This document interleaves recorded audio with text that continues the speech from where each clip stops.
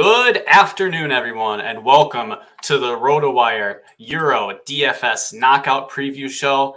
We are here to discuss Saturday, June 29th's two-gamer. The knockouts are back. My name is Jack Burkart. You can find me on Twitter at Jack Burkart, joined as usual by a well-rested Ryan Belongia. We had a couple of days off. Almost didn't know what to do with myself yesterday, Ryan, but I managed to keep myself busy by, cleaning my kitchen and making myself useful. But let's dive right into this slate. We have Germany as favorites against Denmark in the 3 p.m. game. That makes sense. Germany are probably going to be slightly favored in just about every matchup. They have the home field advantage. There's some lineup uncertainty there. We'll break down the news. And then we have Italy, Switzerland. I'm a bit of an Italy hater, Ryan. I thought this one might be more of a toss-up, but Italy are slight favorites, although it's very close against Switzerland. Ryan, a few things I noticed from a DFS point of view opening up this slate last night was I wasn't sure there would be much value, but perhaps the Italy lineup might provide some value at important lineup positions. And we have pretty good contests. There's $20K to first place if you play the $20 GPP, and then there's a low stakes, $4. You can turn $4 into $1,000, which I always love to see. Ryan, what are your thoughts on this two-gamer? Yeah, I'm excited to have soccer back, and it's nice to have some bigger contests, like you said. The slate itself isn't too exciting, I don't think.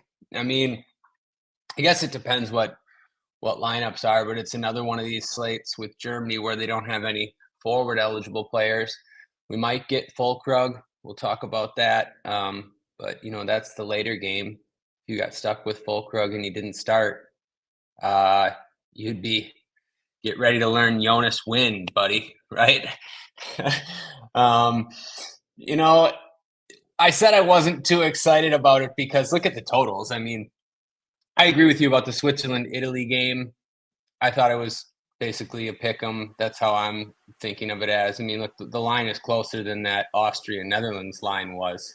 And, we saw what happened in that game. I think it's really a complete toss-up. Italy hasn't been playing well. They're fortunate to be here. That without that last-minute goal from Zaccagni, they would have been eliminated. Swiss have been okay, but, neither team is one that scores a lot of goals that you would expect to, and that kind of gets amplified in these knockout rounds. So you see a 2.16 total, I guess we have right now, which is the second lowest of any game in the tournament. I mean, it would have been the lowest, but we had that weird Romania-Slovakia game, or Slovenia. I don't even remember who it was the other day. So, yeah. And then you mentioned we might get some value. It's nice that the Italy game will be first because there's been some reports that El Shaarawy will start at forward and he's 5K.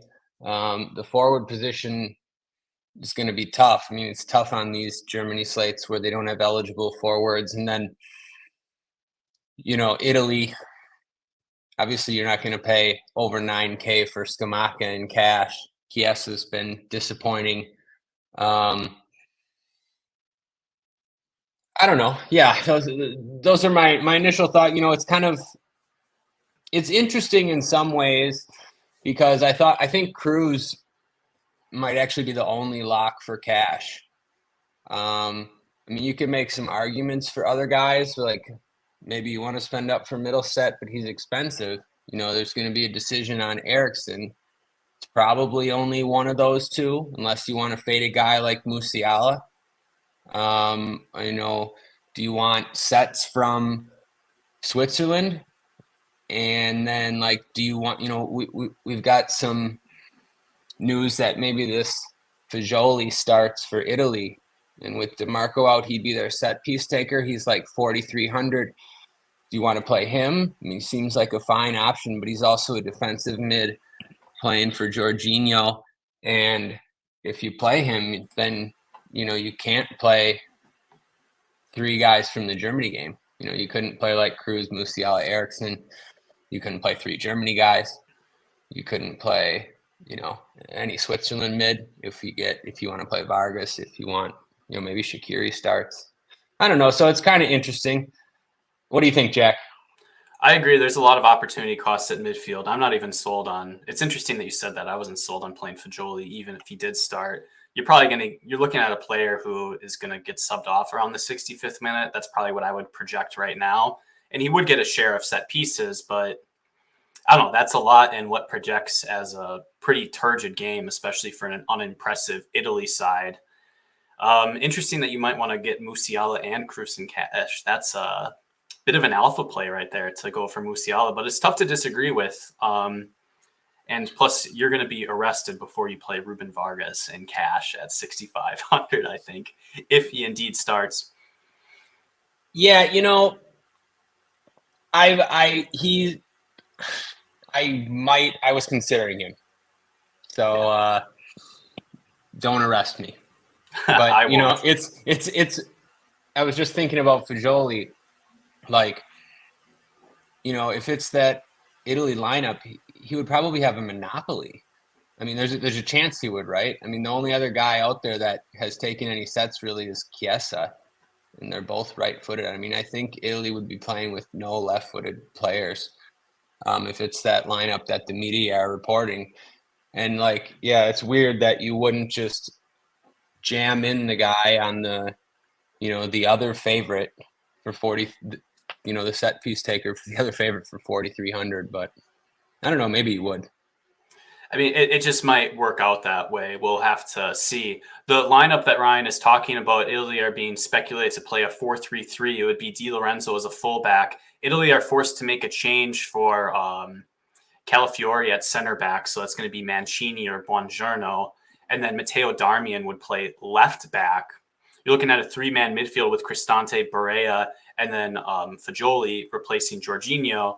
And then, depending on the forwards, we would see Scamacca back. El Shaarawy, maybe he plays as a wing back type of thing. You would probably see Chiesa tuck a little bit more inward. We're really lucky it's at noon, because if this was swapped, Ryan, this would be a total pain. Right. Yeah. And Ozzy, I'm talking as if Pellegrini's not in the lineup. If Pellegrini starts, Fajoli's not even a consideration for me. El Shaarawy would be in over Pellegrini. Yeah, especially El Shaarawy is cheap, but we'll know at 10:45 a.m. Eastern time tomorrow. Ryan, on the Switzerland side, they've been rotating their attackers. I feel most confident Dan and Doy is going to start, but you could see all sorts of things. There was Briel and Bolo might start, but maybe they start someone out. Like, you could see Shaqiri start, but he hasn't really been doing that. Then they have a set piece taker, Fabian Rieder, who I've seen some outlets project to start. He would at least be a cheap option at midfield. That's somewhat interesting. We're calling Italy favorites, but this match is basically even across the board. So that wouldn't be such a bad play if we got 60 minutes from Rieder. Sylvan Vidmer is out. I think he has a yellow card suspension. So there's a 3,100 defender, Sturgiu, who plays in the Bundesliga as a right back, but not an overly attacking player overall. I don't know, Ryan. It'll be interesting. It's probably going to be a cagey match. The machine doesn't really like any of these teams for offensive output. So I don't know. We'll just see. And maybe you just want to jam Germany later on, especially in GPP formats. You're nodding yet. No, yeah, I agree. I didn't really have much to add. I think Mbolo will start it forward. That could be the lineup there. Yeah, maybe Shaqiri will start, but doesn't really seem like it. Like, I would guess that that's the lineup. Just put in that $3,100. I can't remember his name. Sturgio, a Greek guy. Mm-hmm. Yeah. So again, we'll see how that works out. Some reports from Denmark. I saw reports that Christian Eriksen might be questionable. The manager said in the press conference today that he and Thomas Delaney had been suffering from flu-like symptoms, which a lot of players have been suffering from in this Euro. So there must be some bug going around Germany. I think that is somewhat meaningful, Ryan, because Christian Eriksen is a very expensive player. He's got a good set-piece monopolist role. I'm not opposed to playing him, even against a possession-based team like Germany, but you're looking at some tail and sub risk, 80 minutes, 75 minutes. If he's not completely 100%, he could just be a little bit gassed, a little bit a little bit earlier. Maybe I'm being a little bit too cautious, though, on that. But I'm expecting something like this from Denmark. We shouldn't see too many surprises, maybe the wingbacks. And then Germany, there's been reports that Niklas Füllkrug might start. It's been mixed reviews overall. If Füllkrug does start, the universal thing I'm hearing is that Florian Wirtz would be put on the bench, and he would play with Kai Havertz. Ryan, how do you see this match going? Yeah, I think it's also going to be kind of cagey. For the Germany lineup, I've seen the same. I think that, we know the Germany lineup. It's either going to be Füllkrug at forward or Wirtz in the midfield with Havertz up top. So that's kind of nice. And then we know the Denmark lineup too, I think. I guess Ba probably won't start at one of the wing backs, but it wouldn't be the craziest thing. I wouldn't worry about Eriksen unless we get some other report like tomorrow or today, I wouldn't worry about it, any illness or anything here unless you hear something else. I already think he's not going to be chalk on this slate. I think he's a better player than people realize probably. So yeah, I just wouldn't worry about it. Like, he probably has the second highest floor on the slate, right? But he's the most expensive and kind of tough to fit in. So I think people will sacrifice him. I don't know. I could be wrong. That was just my initial thought. How I think the match is going to go, I don't know. Denmark have been pretty good. They have a lot of good players. They're a tough team. And, Germany, I think they'd be content to win 1-0. I don't know. It just seems that's how I could see it being similar to the England-Denmark game from a couple rounds ago. But it still has a better environment than Switzerland-Italy, probably. So, yeah, I don't know, Jack. It's tricky, but Germany's still the best of the four teams to target. I agree. I agree. My model agrees that the Germany-Denmark game, both teams better environments, just straight up for total fantasy points. It's interesting because Denmark have been pretty stifling to their opposition in this tournament, Ryan, but it's tough to tell if that's more credit to Denmark or more shame on the other teams, right? Like, England scored very few floor points against them. You had Serbia, who played a very defensive lineup. They didn't really do much against them. And then Denmark did pretty well against Slovenia as well. It makes my model think Denmark are pretty elite at stifling their opposition. But so it's interesting to hear you say, I don't think Germany are going to walk over them. So I agree with that. And I still think it is a pretty decent environment, but I still will lean a little bit more into Germany than maybe the numbers, that I cook up. Yeah, I will too. And I think it's probably a slight downgrade with Delaney in there. Maybe more than slight. The kid Humland has been really good. And, you're replacing a young guy with fresh legs for an older guy who might have the flu, like Jack said, so it can't help. Yeah. Neutral, one of those neutral things at best. That's about our whip around of the news. We'll post more stuff in Discord as it comes up, rotowire.com/chat. If you haven't joined already, people posting lineup leaks, we'll discuss that. rotowire.com/soccer trial. If you're not already a member, we would love to have you on board, and it's the best way to support the show, as is giving a like, leaving a comment, all of that fun YouTube stuff. Thank you to everyone joining us. Ozzy, always a good, reliable person in our comments. Shout out to you. Ryan, the forward position is gross because it's a Germany slate. So unless we know, in the morning that Niklas Füllkrug is going to start, I don't even know you want to do that in cash. That's a huge decision to gamble on that in GPPs. From an optimal cash build sort of point of view, I think Chiesa would be popular if he starts, just because he would be maybe in a more attacking role. If we get El Shaarawy, he might be a popular punt at 5,000, but maybe you would prefer someone like Dan and Doy, who's only 1,000 more and might play more minutes. El Shaarawy is someone who has 55th minute sub downside in his range of outcomes. So I certainly don't think, even though El Shaarawy facilitates a lot, that he would be a must play if you include him. The Denmark forwards, I don't think we're going to be getting ready to learn Jonas Wind in cash games. How do you see the position, Ryan? Yeah, you can't plan on full Krug in cash, right? Even planning on him in GPPs is risky, but it's probably a decent strategy. Just make sure you have a plan if he doesn't start, I would say. But yeah, it'd be nice if Ndoye was only 1,000 more than Al Sharawi, but I think it's a 1,600 difference. Because I agree with you. 5K, he's got big sub risk and not much of a floor, but he makes a lot work and the position isn't good. So he'd kind of be just a no brainer for me. In cash, at least, just to I would rather play Ndoye, but 1,600 is kind of a lot more. I mean, maybe you can swing it. Well, you have to be willing to play Ruben Vargas, I think, because that's where the tier sets up. Yeah, I mean, you could go down to Embolo too if you needed it. He's 6,200. Better, more likely to score a goal than Ndoye. And then, I don't know. Yeah, I don't think Retegi's going to start, but he's there at 57.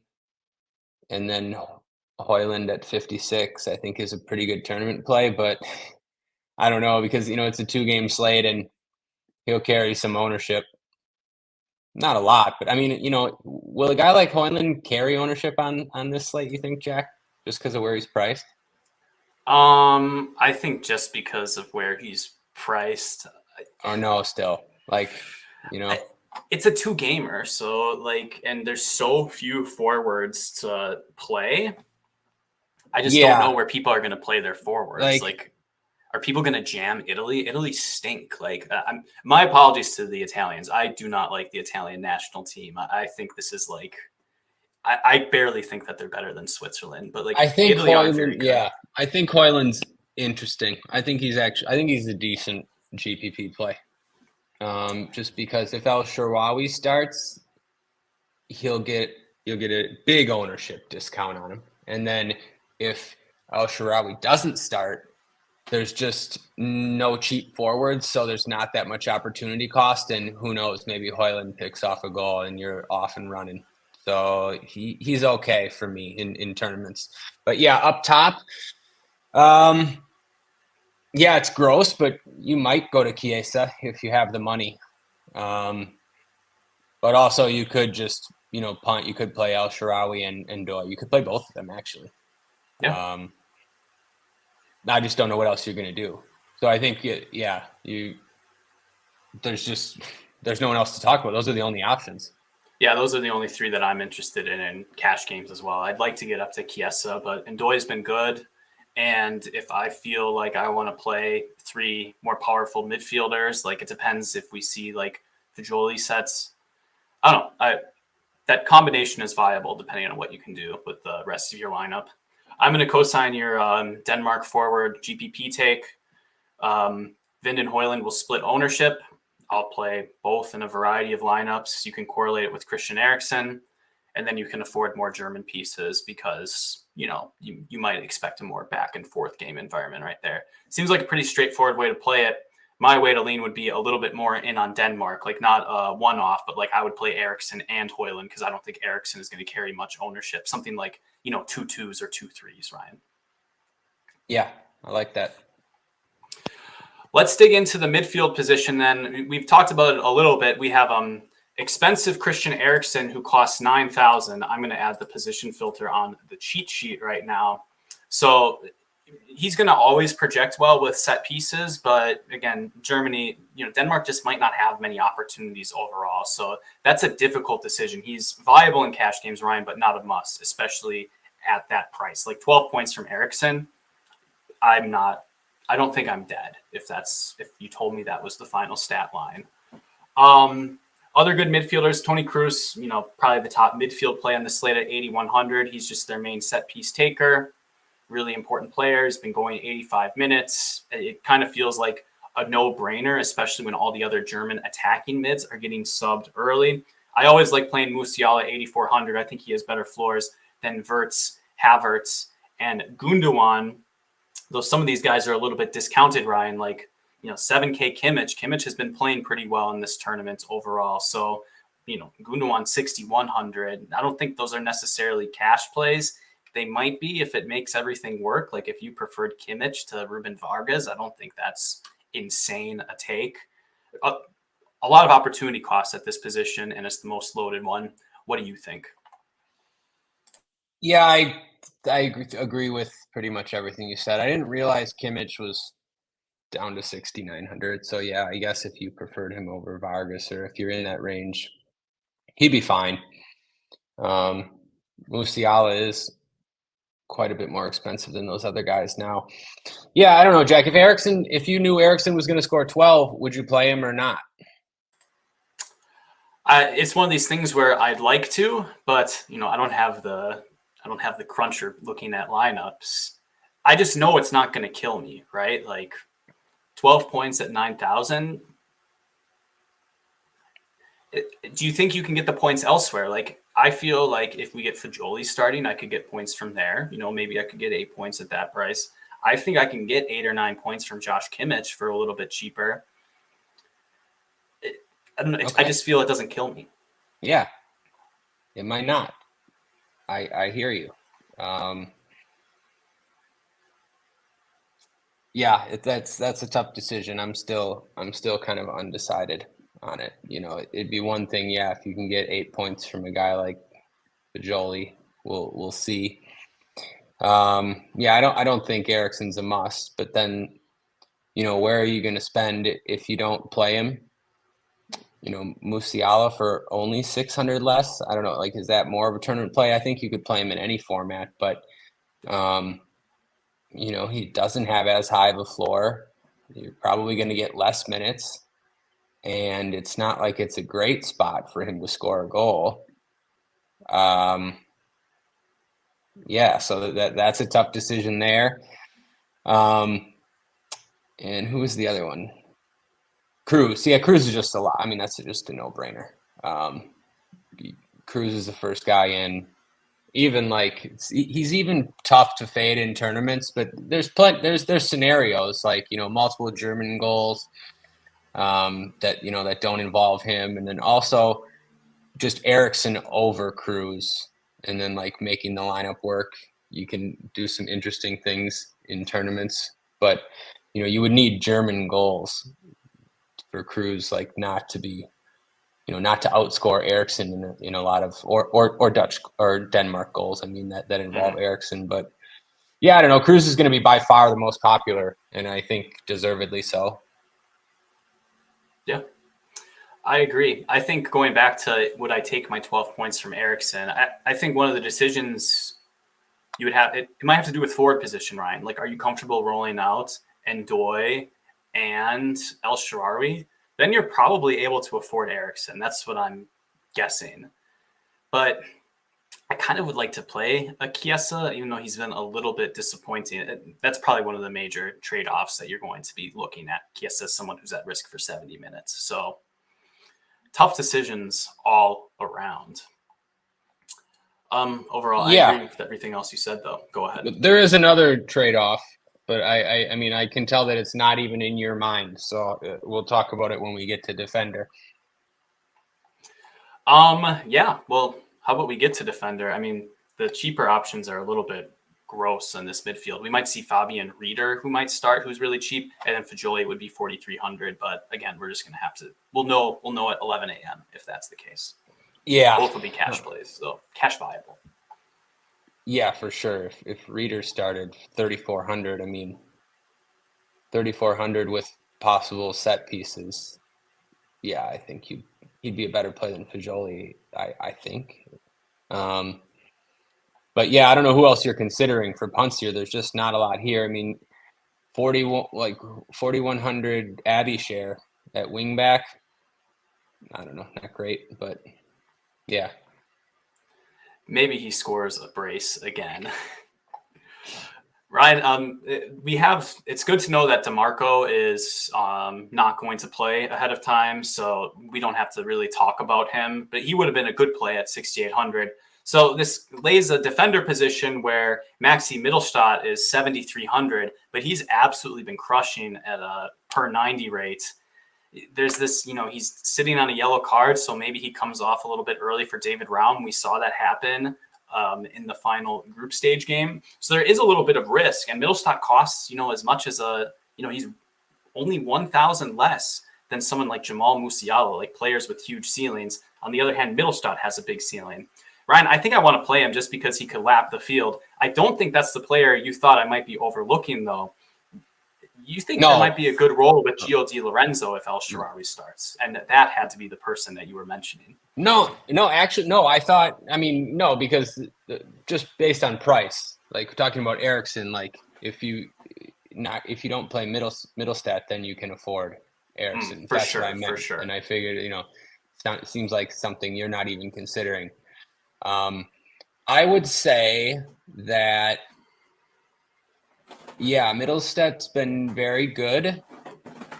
The first two matches against Scotland and Hungary are much better spots than this one. He's more expensive than he's ever been. And I think the sub risk is higher than maybe other people think. Because, those yellow cards don't get erased. So I think he gets, there's a lot of scenarios where he gets subbed in like the 65th minute. If he plays 90, he's a great play. He's still, he's a fine play no matter what. I can see paths to him failing, and I think other defenders are okay. Yeah, like you mentioned, I think Di Lorenzo is a decent play. He might not be, though. It depends on the lineup. I wouldn't really like him if they move to a back four in a 4-3-3. But if they start out El Shaarawy, I could see Di Lorenzo playing as more of a wing back. And then I think he'd be a pretty decent play in all formats. And then we're going to have this 3,100 Leonidas Sturgiu or something. It's kind of embarrassing, but I had never even heard of this guy. I was like, who is this guy? And it's like a 22-year-old Greek kid who plays for Stuttgart, I think. He started like the last few matches of the season. Started as a center back, but plays right back too, and has played right mid a little bit for Switzerland recently. He's not like an attacking player or anything, but he's 3,100, and I'm not sure how much of a sub risk there is. There's got to be some, but like Switzerland just, they could bring on an attacker for him, but they don't really have any other defenders to play on the wing there. 3,100 seems fine, for cash, I think, and for anything. Other than that, probably just tournament plays. Before I knew this guy was going to start, I would have just said Akanji is a fine play because he's 2,700 and like no other defenders are really priced down there. It just allows you to change things up. But yeah, for 3,100, I'll probably just play this guy. I agree with you overall in the position. I'd like to play Mittelstadt. I'm probably going to end up there in cash, but there's a lot of risk that I do agree with. Again, 60-minute sub against Switzerland. Of course, he's still got a 9-point floor, Ryan, but I don't think we can count on Germany necessarily enjoying, a good game script where they're attacking after being one down very early in the match. I agree. We'll see about Di Lorenzo, but I'm really not interested in almost any other player. I start to get reinterested again at Fabian Schär at 3,600. It seems fine to play a Swiss center back, whichever one you like. Like if you need the 900, just play Akanji, even though Akanji is like a lock to not really get any peripheral points whatsoever. I at least think that Schär is going to shoot. Like Akanji is the middle of the three center backs, and his heat map is like he's a mile away from the goal. So yeah, he's got his only chance is like if he on a corner kick. That's the only chance if he somehow But yeah, and then what do you think of this wing back for Switzerland? Because like even if Widmer was 3,100, you wouldn't be like, oh, you got to jam him in. Yeah. I gave him in my projections in my initial run, I gave him his floor that he has for Stuttgart, and he's been okay there. I saw. Yeah, he's been okay, like a 4-point floor, but I don't know. Scher's just got like more shot upside, and you're seeing that he's averaging like 5.5 floor points. So the machine is a little bit biased to this, and like sometimes the 500, like there's like spots where like the 500 doesn't really matter when I've been building lineups. Like, you know, I need 1,000 more, and so if I have a little extra money, I'd rather play Scher. I don't know. I feel pretty ho-hum about it, Ryan. No, yeah, I think you're right. I think, you know, most of the time this guy scores less than 5 points, you know, and sometimes he scores 2, like, you know, so,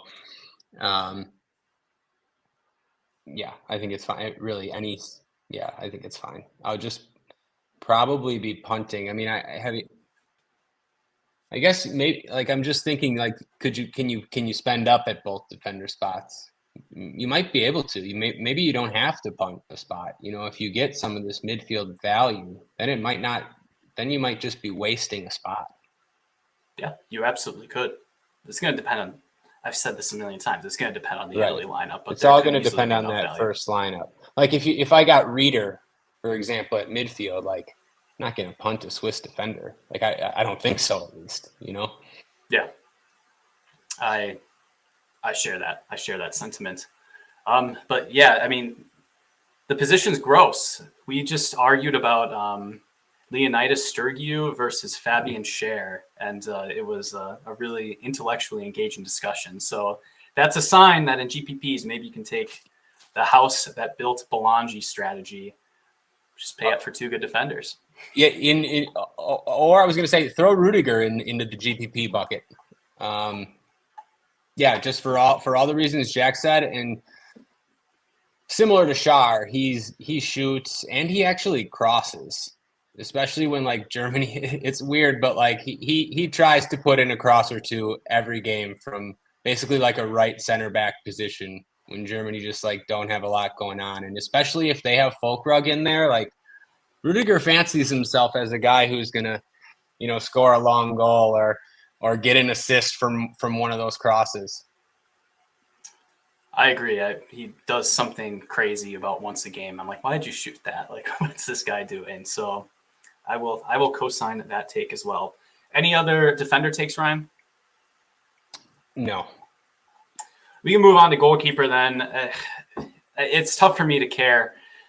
Depending on the lineup, I sometimes have a tough time getting to Manuel Neuer. I'd like to play him because it's a 2-game slate, and I think you kind of just want to lean into that. But Germany aren't big enough favors for me to, you know, completely overhaul the lineup if I'm pleased with the construction.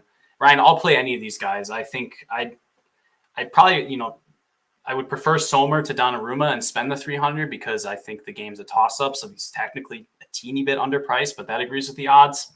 I'm happy to play Schmeichel. I mean, hopefully he gets some saves. I'm just going to play whoever fits and then correlate in GPPs. I really don't have an interesting take on goalkeeper this time. No, I don't really either. I'm kind of I'm happy to play any of them in cash. I don't think I'll be playing Schmeichel in many tournament lineups, but I get it. I mean, I get it, but don't really need the money, and I'm probably going to have 1 or 2 guys that I want goals from Germany, and just with that total in the first game being so low. But yeah, I've been getting goalkeeper wrong, so maybe Schmeichel's the move in GPPs.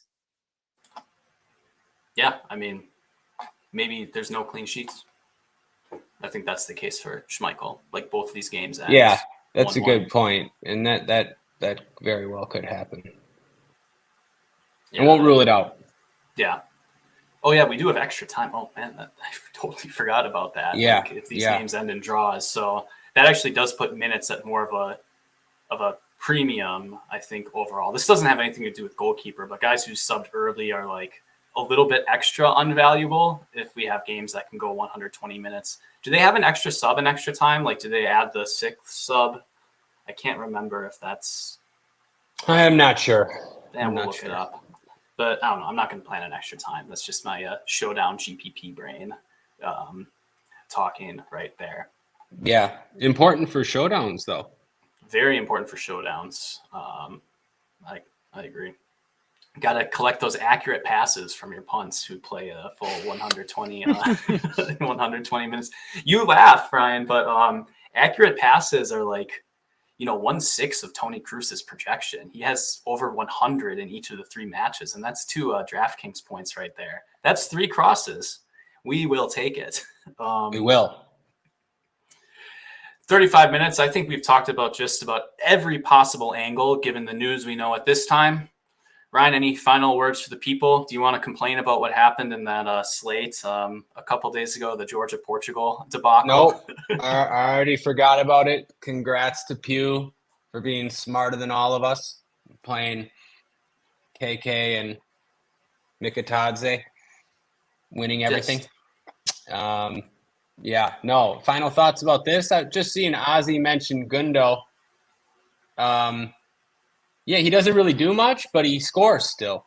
And he scored in that other game. And he's going to be more far forward than Cruz and Andrich.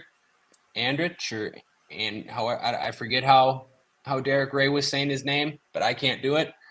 So I think Gundo's fine for tournaments. I mean, he's only 6,100. He's the cheapest out of all those guys. Like, decent chance for a goal or an assist from Gundo.